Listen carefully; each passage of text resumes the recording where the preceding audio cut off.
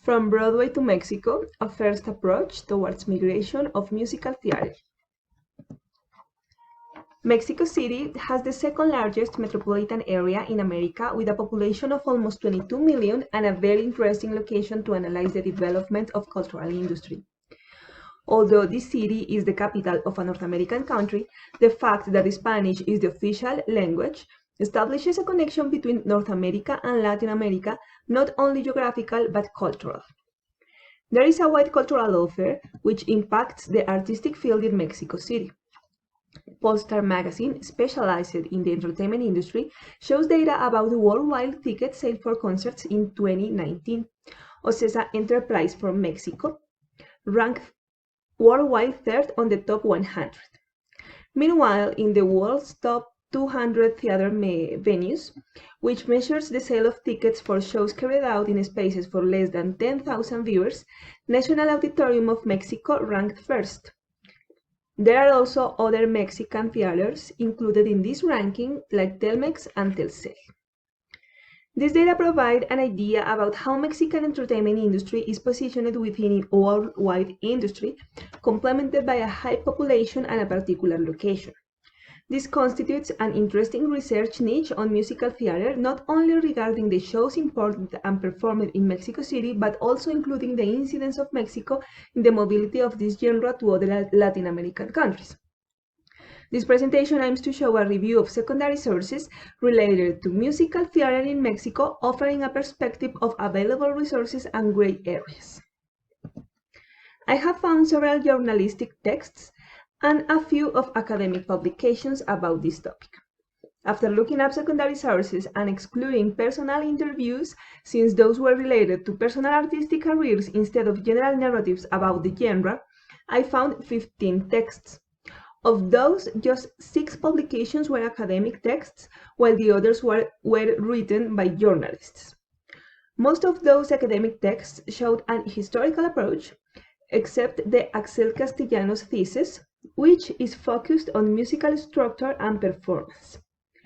3 out of the 5 remaining texts were some sort of pastiches made of parts of information published on websites without any data check. This is because those works were not written as theses, dissertations, or academic articles, but assignments for university courses. Finally, there were 2 interesting texts. First, the book Musical Theater and Dance at Mexico in the Belle Époque, written by Maya Ramos, a Mexican dancer and researcher. This text shows a great gathering of newspaper articles and therefore a realistic narrative about history of dance and performances of theater, mobility of companies, biographies of artists, and history of auditoriums. On the other hand, there is the Jessica Garza's thesis entitled The Musical Comedy in Mexico or Mexican, which was written to obtain her theater degree at Universidad de las Américas de Puebla. Her work provides valuable knowledge about modern musical theater in Mexico based on her research of primary sources as scripts of Mexican musicals. Those 2 texts are the only that offered a perspective about musical theater predecessors. Finally, the journalist Fabián de la Cruz Polanco published a book that I consider intermediate between journalism and academy. Total and Pure Magic, History of Musical Theater in Mexico City, is a data collection about more than 300 plays performed in Mexico City, which were collected from the commemorative plaques hung on the wall of the most important theaters in Mexico City. This book also includes a brief history of musical theater and a collection of interviews to representative actors and directors.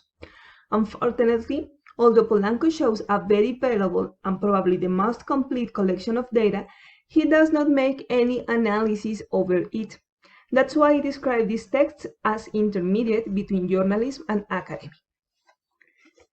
Regarding the journalistic texts related to musical theater, those texts were published in different media and showed more criticism than historical aspects. As a matter of fact, this tried to promote some kind of reflection about consumption of this genre, its performing difficulties, and its future in the Mexican entertainment industry. I want to emphasize the text written by Jorge Viñas in 2018, The Musical in Mexico, A Defense, where he states, although the imported musical has been in Mexico for more than 60 years, it is usually one of the most segregated theatrical manifestations. There are no study programs in university, and academic research about this topic is scarce and little known. The options of studies for those interested in the topic are insufficient, not only in production and management, but performance. Even masters of dance, music, or acting underestimate this genre, which contrasts with an increasing number of musicals per year. It is worth mentioning that both academic and journalistic texts agree with the relevance of Manolo Fábregas in the production and import of Broadway musicals in Mexico. For that reason, he has been called Mr. Theater in the Mexican and Latin American context. Jessica Garza states in her thesis that Fábregas brought the first musical to Mexico, an adaptation of My Fair Lady, performed at Palacio de Bellas Artes in 1959. However, the data collection of Fabian Polanco and some mentions of other authors show that My Fair Lady came to Mexico after at least 6 important spectacles of musical theater, which had been already performed almost 1 decade before. Plays like Ni Fu Ni Fa, Yo Colón, or the Mexican adaptation of Bells Are Ringing are just some examples of those plays that were performed before the one brought by Fábregas. Several texts mention the premieres of famous titles in 60s and 70s. Overall, they recognize the work of Mexican producers as Yulisa, Tina Galindo, and Gerardo Quirós, among others. Likewise, several standout names of famous actors and actresses who helped to consolidate this genre over the years. I noticed that those publications often show the work of the artist on stage, but ignore the work of backstage artists like directors and musicians, maybe forgetting that musicals work as a joint effort between many players. Fabian Polanco's text is the only one which includes names of stage directors, musical directors, translators, and producers of each play. As a relevant fact, Aggiungi un posto a tavola, translated as Beyond the Rainbow or El Diluvio que Viene, was an unprecedented success in Mexico City, since it became a famous play which motivated many people to become fans of musicals. In that play, Manolo Fábregas performed the voice of God that became one of his most famous roles. The play had several revivals, even after Manolo Fábregas' death, in which his recording of God's voice was always used. In the 80s, other famous titles came to Mexico, like Cabaret, Evita, or Little Shop of Horrors. From that moment, other titles of modern musical were brought into Mexico, especially produced by Disney, for airing in 1991 with Beauty and the Beast, and the opening of Ocesa as the biggest producer until the present day. It is worth mentioning the absence of emblematic titles in the Mexican scene as Oklahoma or Showboat, which have not been apparently represented in that country. Regarding the dates of premieres of plays in Latin America, I must say that it caught my eye how late have arrived some titles to Mexico. It is common when you grow up in any Latin American country waiting for premieres of films, music albums, or even TV shows, so musicals are not an exception. This chart shows some examples of delays of premieres of musicals in Mexico. From that data, we can get some inferences.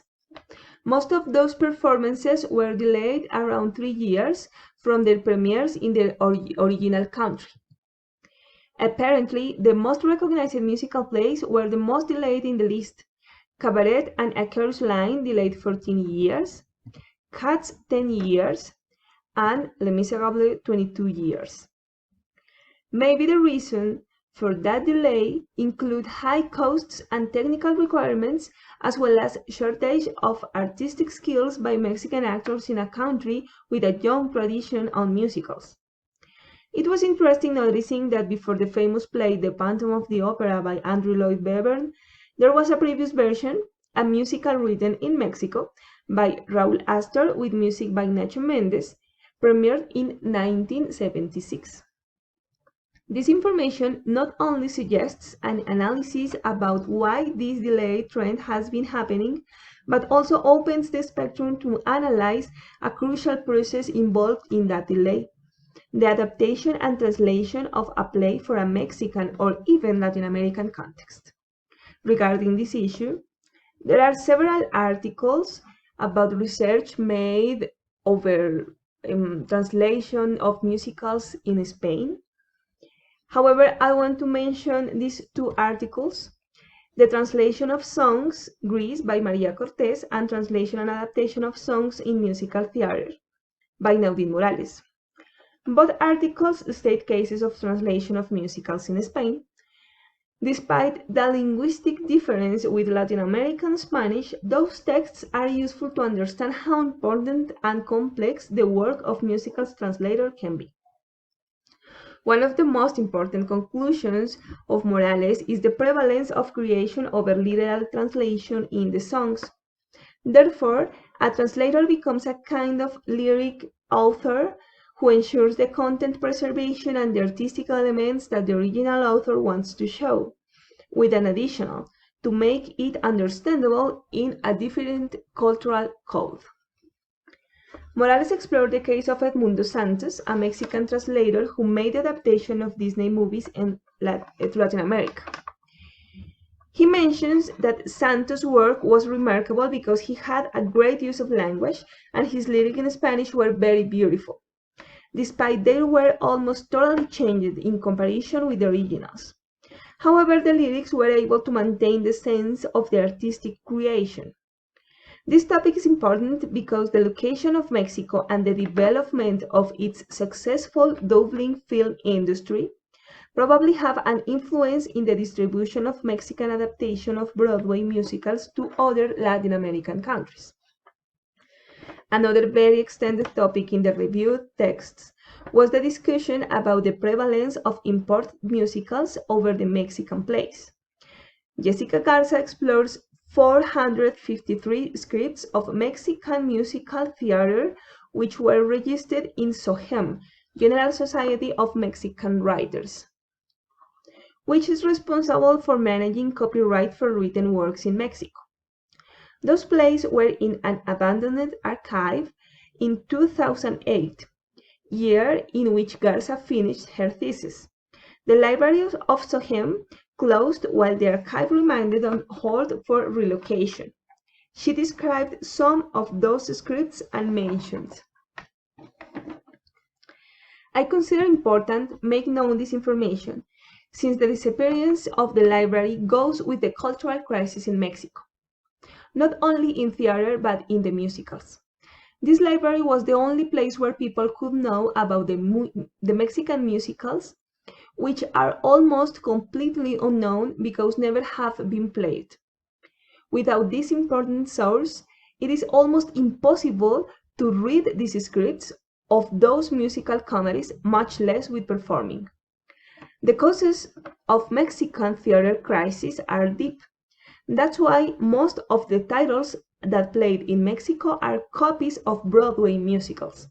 This is not because Mexican producers do not want to produce the national plays, but because the cultural crisis is so deep that this is the only way to uphold profitability."